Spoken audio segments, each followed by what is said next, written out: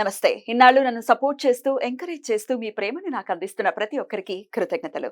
అలాగే ఈ వీడియో కూడా ఖచ్చితంగా మీకు ఉపయోగపడుతుంది. లైక్, షేర్ అండ్ సబ్స్క్రైబ్ చేసి మీ సపోర్ట్‌ని నాకు అందించండి. అలాగే ఈ వీడియో పట్ల మీకున్న అభిప్రాయాన్ని కామెంట్ సెక్షన్‌లో కామెంట్ చేసి తెలియజేయండి. ఇప్పుడు వీడియోని చూద్దాం. నమస్తే, వెల్కమ్ టు అవర్ ఛానల్. నేను పద్మిని. ప్రస్తుతం పాటు ప్రముఖ ఆధ్యాత్మికవేత్త, నారీసేన ఫౌండర్, దత్త ఉపాసకురాలు శ్రీమతి లతా దత్త గారు మనతో పాటు ఉన్నారు. మాట్లాడదాం. నమస్తే అక్క. జై గురుదత్త. శ్రీ గురుదత్త. ముందుగా మీకు శ్రీరామనవమి శుభాకాంక్షలు అక్క. పద్మిని, నీకు కూడా శ్రీరామనవమి శుభాకాంక్షలు. మన రెడ్ టీవీ ప్రేక్షకులందరికీ కూడా శ్రీరామనవమి శుభాకాంక్షలు. Thank you. సీతారామచంద్రుడు ఎప్పుడు కూడా అందరికీ జయం కలగజేయాలని కోరుకుంటున్నాను. ఖచ్చితంగా విజయం జయం. ఖచ్చితంగా. ఈసారి చాలా చాలా అంగరంగ వైభవంగా జరుపుకోవాల్సినటువంటి శ్రీరామనవమి ఎప్పుడు అలాగే జరుగుతుంది. యావత్ ప్రపంచంలోని ఖచ్చితంగా చెప్పుకోవచ్చు, భారతదేశంలో మరీ విశేషంగా రామ భక్తులు ఎక్కడ లేరు. వేరే మతంలో ఉన్నప్పటికీ రామ భక్తులు ఉన్నారు, ఎంతో మంది ఉన్నారు. అయితే ఈసారి ఇంకా అంగరంగ వైభవంగా జరుపుకోవడానికి గల కారణం మనందరికీ తెలిసిందే. కొన్ని వందల ఏళ్ల నాటి కళ సాకారమైనటువంటి మొదటి శ్రీరామనవమి అని ఖచ్చితంగా చెప్పుకోవచ్చు. చాలా విశేషంగా జరగబోతుంది. భారతదేశం ఏంటి, ప్రపంచ దేశాలందరూ కూడా సెలబ్రేట్ చేసుకోబోతున్నారు. రాముడు వచ్చేసాడు, బాలరాముడుగా వచ్చాడు. ఇక రామరాజ్యం రావటమే. ఆయన వచ్చారంటే రామరాజ్యం కూడా అంతే అంతే, తప్పకుండా వస్తుంది. ఖచ్చితంగా. అయితే అది దేశానికో లేకపోతే రాజ్యానికో సంబంధించిందే కాదు, మన జీవితాల్లో కూడా రాముడే మనల్ని నడిపించాలి. ఖచ్చితంగా రాముడు అందుకే వచ్చాడు కదా, ధర్మాన్ని ఆచరించి చూపించటం కోసమే కదా వచ్చాడు. అయినప్పటికీ తెలియని తనమో కలియుగ ప్రభావమో తెలియదు, కానీ అధర్మం ఖచ్చితంగా అధర్మంలోనే ఉన్నాం. ధర్మ మార్గంలో ఆ స్వామి కృప చేత మనం నడవాలి. మరి ఈ శ్రీరామనవమిని, మరి ఇంత విశేషంగా వస్తున్నటువంటి ఈ శ్రీరామనవమిని ఎలా చేసుకుందాము, మీరైతే ఎలా చేసుకుంటారు ఈ విషయాలన్నీ? ప్రతి సంవత్సరం అయితే పద్మిని శ్రీరామ నవమి రోజు గుడిలోనే సీతారాముల కళ్యాణం బాబా గుడిలోనే సీతారాముల కళ్యాణం జరిపిస్తూ ఉంటాము. ఒక్కో సంవత్సరం నేను రాముడి వైపు ఉంటాను, ఒక్కో సంవత్సరం సీతమ్మ వైపు ఉంటాను. అంటే మొత్తం పెళ్లి కొడుక్కి తయారు చేయటం నుంచి అన్ని కూడా అలా ఫీల్ అయిపోతూ ఉంటాను. మామూలుగా పెళ్లి ఎలా అయితే జరుగుతుందో అలాగే చేపిస్తాం అనమాట. అయితే నేను కూడా అలా ఫీల్ అయిపోతూ ఉంటాను. మా అబ్బాయి మా రాముడిని ఇస్తున్నాం, అలాగే మా అమ్మాయి మా సీతమ్మని ఇస్తున్నాము అని ఫీల్ అవుతాం. అయితే అందరికి ఏం చెప్తానంటే, ఎక్కడైతే కళ్యాణం జరుగుతుందో అక్కడ అందరికీ వెళ్ళాలి, అందరు కూడా వెళ్ళి అక్కడ పాల్గొనాలి. పాల్గొనటమే కాదు, అక్కడ ఏదైతే అన్నదాన కార్యక్రమం అవుతుందో వాళ్ళ వంతుగా ఏదో ఒకటి తీసుకెళ్లి స్వచ్ఛందంగా డొనేట్ చేయండి. మీరు ఎక్కడైతే సీతారామ కళ్యాణాలు అవుతున్నాయో, గుడులు ఉన్నాయో అక్కడికి వెళ్ళి బెల్లమైనా ఇవ్వండి, చాలా మంచిది. బియ్యమైనా ఇవ్వండి, చాలా మంచిది అనమాట. అలాగే పద్మిని, ఆ రోజు మనం ఏదైనా విజయం సాధించాలన్నా, ఏదైనా కోరిక తీరాలన్నా కూడా సీతారామచంద్రమూర్తికి రాసి పెట్టుకోవాలి. తమలపాకుల మీద రాసి, తమలపాకుల మీద ఎలా రాయాలి? శ్రీరామ అని రాసుకొని, లేదా నీ కోరిక అంత రాయటానికి ఉండదు కాబట్టి శ్రీరామ అని రాసి తమలపాకుల మీద ఒక 9 తమలపాకుల మీద రాసి స్వామివారికి పెట్టుకుంటే చాలా మంచిది. అంటే అది నీ కోరిక తీరాలని స్వామివారికి సమర్పిస్తున్నావు అని ఆ రోజు రాసి పెట్టుకుంటే చాలా మంచిది.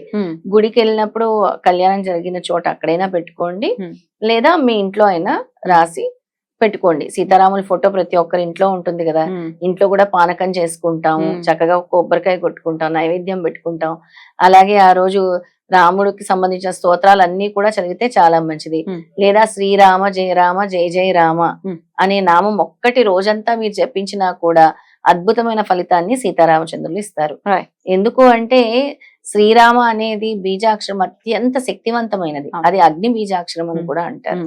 మనకి ఏదైనా విజయం కావాలి అంటే శ్రీరామ శ్రీరామ అని జపించాలి. ఏదైనా ఆపదలో నుంచి బయటపడాలన్నా కూడా శ్రీరాముని తలుచుకుంటాం. మనకి హనుమంతుడే ప్రత్యక్ష సాక్షి కదా. శ్రీరామ అంటే కొండంత బలం వచ్చేస్తుంది హనుమంతుడికి. అలాగా ఇంకా ఆ రోజు ముఖ్యంగా చెప్పాలంటే వసంత నవరాత్రుల్లో ముఖ్యమైన రోజు కూడా, ఇంకా చివరి రోజు ముఖ్యమైన రోజు తారాదేవి, తారా నవరాత్రి అని కూడా అంటారు. తారా నవమి కూడా. ఆ రోజు ఏంటి అంటే, ఈశ్వరుడు ఆలాహలం తాగి ఆయన పడిపోతా అంటే సొమ్మసిల్లిపోయినప్పుడు అప్పుడు అమ్మవారు తారాదేవిగా రూపం దాల్చి ఈశ్వరుని చక్కగా లాలించి దగ్గరికి తీసుకొని తన పాలు ఇవ్వటం జరుగుతుంది, స్తన్యం ఇవ్వటం జరుగుతుంది. అప్పుడు ఈశ్వరుడు మళ్ళీ చక్కగా సాధారణ స్థితికి సాధారణ స్థితికి వచ్చేస్తారనమాట. అందుకనే ఆ రోజు ఎవరైతే తారాదేవిని పూజిస్తారో జ్ఞాన శక్తి, మేధాశక్తి, ఇచ్ఛాశక్తి, ఇవన్నీ శక్తులు కూడా మనకు అమ్మవారి దగ్గర నుంచే వస్తాయి. ఇంకా ఆవిడ తారాదేవి అంటే నీలం రంగులోనే ఉంటారు. సరస్వతి, నీల సరస్వతి అని కూడా అంటారు.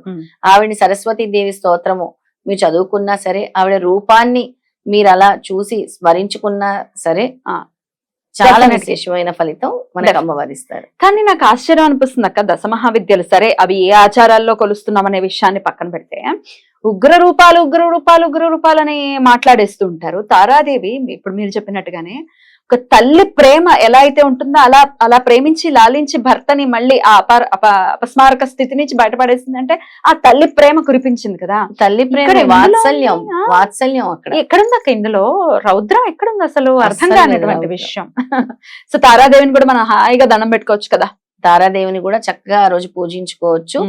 ఆ రోజు సీతారామచంద్రుల్ని అలాగే అమ్మవారిని ఆఖరి రోజు నవరాత్రులు కాబట్టి తారాదేవిని కూడా పూజించుకుంటే చాలా మంచిది. అయితే శ్రీరామ నవమితో పాటు తారాదేవిని కూడా కొలుచుకోవచ్చు అని చెప్తున్నారు కాబట్టి ఎలా చేసుకోమంటారు? ఆ రోజు తారాదేవికి చక్కగా మన నవరాత్రులు చేసే వాళ్ళు అయితే ఆ రోజు అమ్మవారిని ఆరాధిస్తారు. చెయ్యని వాళ్ళు, నవరాత్రులు చేయని వాళ్ళు కూడా ఆ రోజు తారాదేవిని స్మరించుకుంటే చాలా చక్కటి ఫలితం వస్తుంది. తారాదేవికి సంబంధించినటువంటి గాయత్రి మంత్రం చెప్తాను. అలాగే అమ్మవారికి ముఖ్యంగా పసుపు కుంకాలు అనేవి ప్రధానంగా సమర్పించాలి పద్మిని. అలాగే ఏమీ తెలియకపోతే దుర్గాదేవి అష్టోత్తరం చదువుకుంటూ కుంకుమ పూజ చేసుకోవచ్చు అమ్మవారి దగ్గర. దుర్గాదేవి అష్టోత్తరం చదువుకుంటూ కుంకుమ పూజ చేసుకొని నేను చెప్పినటువంటి తారాదేవి మంత్రం కూడా చదువుకుంటే చాలా ఫలితాన్ని ఇస్తుంది. కుబేరుడికి ఐశ్వర్యాన్ని ఇచ్చింది కూడా తారాదేవియే. అలాగే మనకి జ్ఞాన సంపద ఇచ్చేది కూడా తారాదేవియే. అలాగే మనకి వాక్ శుద్ధి కావాలన్నా కూడా నీల సరస్వతి అంటున్నాం కాబట్టి తారాదేవియే. అలాగే అన్టైమ్లీ అంటే అనుకోకుండా జరిగే సంఘటనల నుంచి కాపాడేది తారాదేవి. అన్టైమ్లీ డెత్స్ అని కూడా అంటాం, వాటి నుంచి కాపాడేది కూడా తారాదేవి అని చూడొచ్చు. అంత పవర్ఫుల్ గాడెస్ ఎవరైనా ఉన్నారంటే తారాదేవి. అటు నేపాల్ అటు సైడ్ తారాదేవిని చాలా విశేషంగా కొలుస్తారు, చాలా విశేషంగా కొలుస్తారు. అమ్మవారు లెఫ్ట్ లెగ్ ఫోల్డ్ చేసుకొని ఉంటారు, కూర్చుంటారు, రైట్ లెగ్ కింద ఉంటుంది. ఆ కాలుతోటే ఆవిడ విజృంభిస్తారని కూడా చెప్తారు. ఎందుకంటే ఈశ్వరుడి ఆలాహలము సముద్రంలో ఆలాహలం తాగినప్పుడు ఒక తల్లిలాగా దగ్గరికి తీసుకొని ఆ పాయిజన్ ని బయటకు తీసినటువంటి దేవి ఎవరైనా ఉన్నారంటే తారాదేవి రూపమే అని చెప్పొచ్చు. ఇక ఆ స్తోత్రాన్ని చెప్తాను. ఓం తారాయే చ విద్మహి మనోగ్రహాయే చ ధీమహి తన్నో తార ప్రచోదయాత్. మరొకసారి చెప్తాను. ఓం తారాయే చ విద్మహే మనోగ్రహాయే చ ధీమహి తన్నో తార ప్రచోదయాత్ అని చదువుకుంటే సరిపోతుంది. ఇది తారా గాయత్రి మంత్రం. 108 సార్లు చేయాలంటారా? 108 సార్లు లేదా 9 సార్లు లేదా 21 సార్లు రాసుకుంటే చాలా మంచిది. అద్భుతం అద్భుతం. శ్రీరామనవమి వేడుకలతో పాటు తారాదేవిని కూడా మనసారా ఆవిడకి ఒక నమస్కారం చేయటం అనే దాంట్లో అయితే బహుశా తప్పు ఉండదేమో. మరి ఈ సోకాల్డ్ ఉగ్రదేవతలని ప్రచారం చేసే వాళ్ళు నమస్కారం అయినా చేయనిస్తారో చేయనివ్వరో తెలియదు. దుర్గా స్వరూపాలే కదా పద్మిని. వాళ్ళు అనుకుంటున్నారు శక్తిని ఆరాధించొద్దు అని. ప్రతి అమ్మవారు శక్తి సమానురాలే. ఎగ్జాక్ట్లీ. తీసుకోమని కోదండం పట్టుకున్న మనకి రాముడు మనకి చాలా ప్రసన్నమూర్తిగానే కనపడతాడు. రాక్షసులకు కదా కోదండం పట్టుకున్న రాముడు అంటే భయం. మనకేం భయం? మన తండ్రి కదా. దేవీ దేవతలైనా అంతే కదా అక్క. శక్తి ఆరాధన చేయకూడదు, తిప్పి కొడుతుంది. అది కాదు, ఒక నమస్కారం పెట్టుకుంటే దశమహావిద్యల గురించి శ్రీపాద శ్రీవల్లభ చరిత్రలో దత్తాత్రేయ స్వామి స్వయంగా చెప్పారు. కుంకుమ సమర్పించడంలో తప్పులేదు, పసుపు సమర్పించడంలో తప్పులేదు, నైవేద్యం సమర్పించడంలో తప్పులేదు. చాలా బ్యూటిఫుల్ గా ఎక్స్ప్లెయిన్ చేశారు. మరొకసారి మీకు శ్రీరామనవమి శుభాకాంక్షల్ని తెలియజేస్తూ నమస్తే అక్క. నమస్తే.